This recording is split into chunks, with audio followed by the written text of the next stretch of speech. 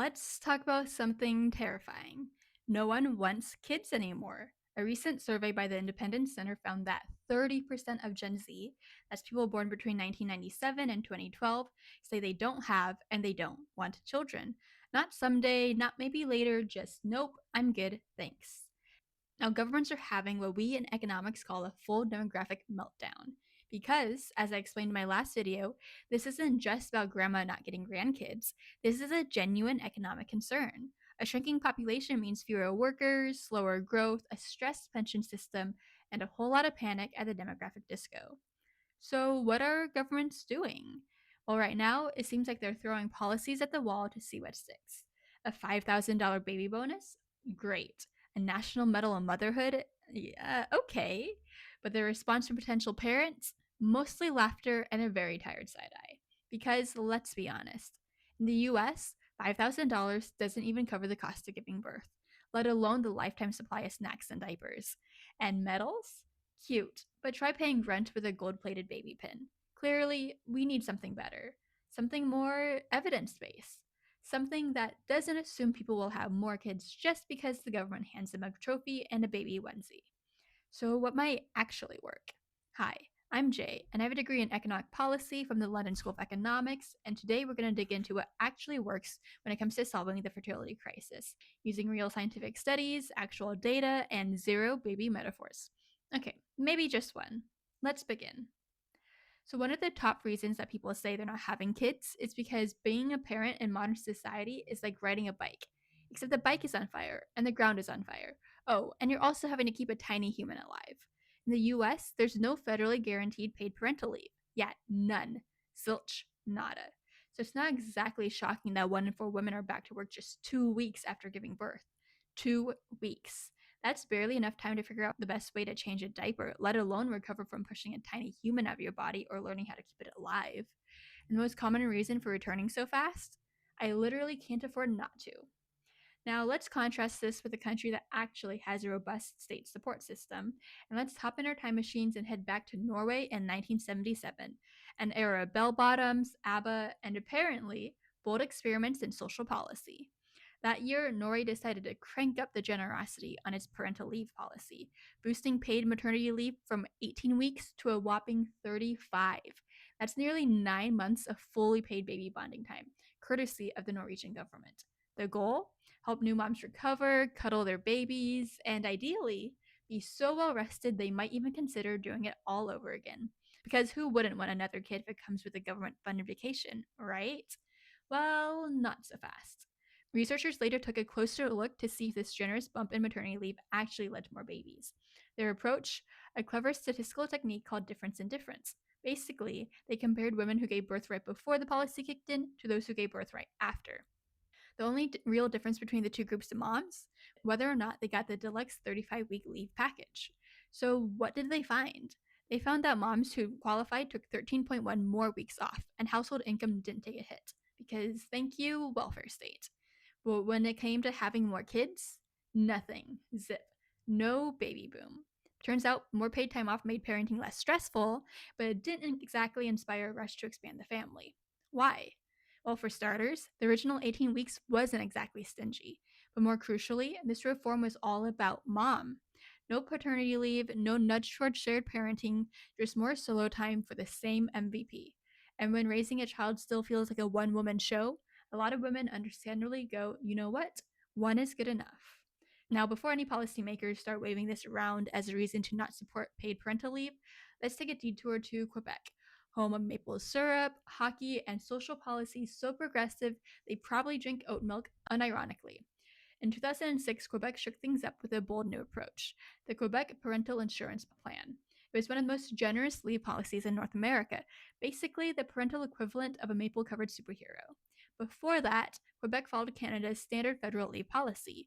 It wasn't awful, but let's just say it didn't win any gold in the parenting Olympics. It covered only 55% of income, and if you were self employed, sorry, no leave for you. Then it came QPIP. It upped the income replacement rate to 70% and opened the door for self employed workers. And here's the mic drop: it introduced non transferable paternity leave. In other words, dads, these days are yours. Use them or lose them. So, did it make a difference? You betcha. Researchers compared parents with babies born just before and just after the policy kicked in, essentially a natural experiment, where the only real change was whether or not they got access to these new benefits. And the results were crystal clear. Fertility in Quebec went up by 3.6% compared to the rest of Canada. And the biggest boost was in second kids, right where many families hesitate. So this wasn't just about when people had babies, it nudged them to have more babies. But the story doesn't end with birth rates. Dads started taking leave at more than twice the previous rate. And when fathers pitched in from the start, parenting starts to look a whole lot more like a team sport than a solo endurance test. Parents reported better balance, more equality at home, and not surprisingly, more willingness to go for baby number two. But we'll get to that in a bit. In Quebec, a well designed, inclusive, and dad friendly policy helped bump up the birth rate. In Norway, a let's just give mom more time approach, not so much. The lesson: not all parental leave policies are created equal.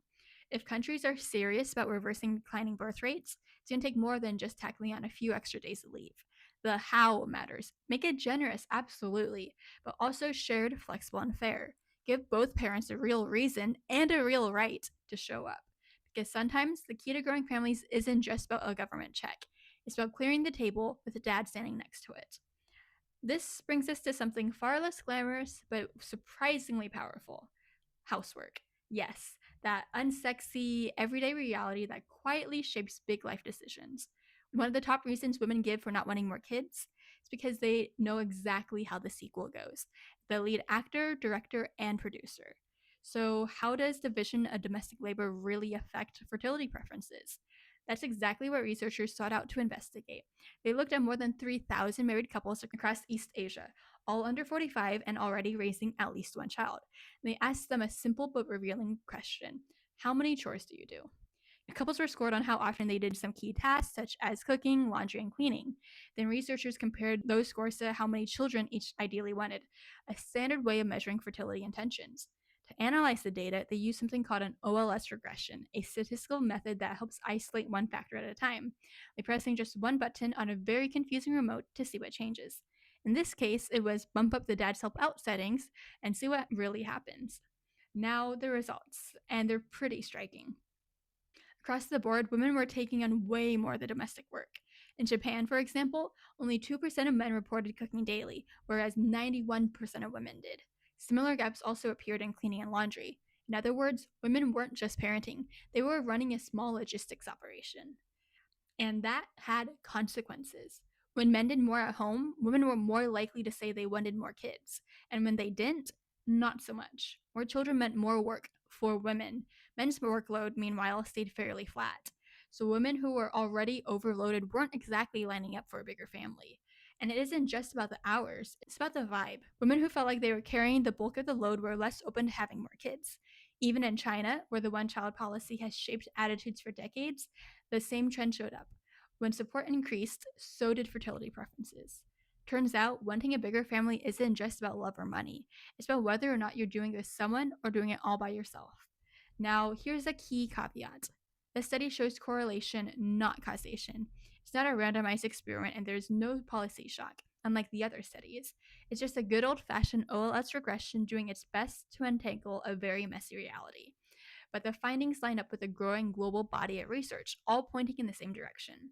Take Spain, for example. A 2022 study found that when housework was unevenly split, women, especially those with university degrees, were less likely to want to go for a second child. Apparently, a master's degree also comes with a finely tuned chore radar. In Finland, long term data showed the same thing. The more housework women did, the less likely they were to go for round two in the parenting ring. And over in Iran, it wasn't just about the housework women were doing, it's about how fair it felt. If they felt like the split was fair, even if it wasn't 50-50, they were more open to having more kids. So, what's the key takeaway? If countries want to reverse declining birth rates, it will take more than just cash handouts and generous leave policies. It might even take a cultural shift, one where parenting and housework are actually shared and not silently delegated.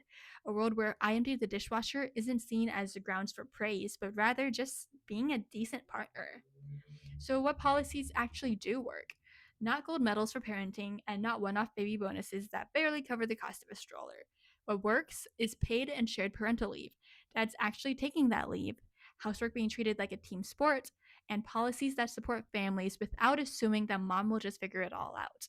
We want people to have more kids. We need more than just money. We need structural fairness. Parenting should be possible without burning out. And raising a family should feel like building a life together, not dragging one uphill alone. Because sometimes the key to higher birth rates isn't a tax break, it's a partner who knows where the vacuum is and isn't afraid to use it. If you like this video, please give it a thumbs up and subscribe for more evidence-based deep dives. Sources and references are linked in the description below. Thanks for watching.